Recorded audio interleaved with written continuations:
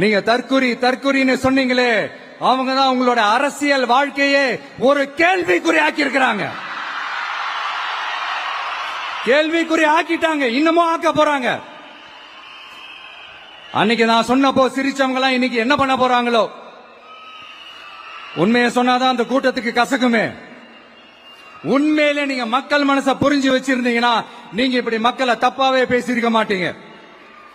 அது என்ன, அப்புறம் அரசியல் புரிதல் இல்லாம மக்கள் நமக்கு ஓட்டு போட்டுட்டாங்களாம். இந்த கவர்ச்சியில மயங்கி மக்கள் நமக்கு ஓட்டு போட்டுட்டாங்களா. நான் என்ன, சரி விடுங்க.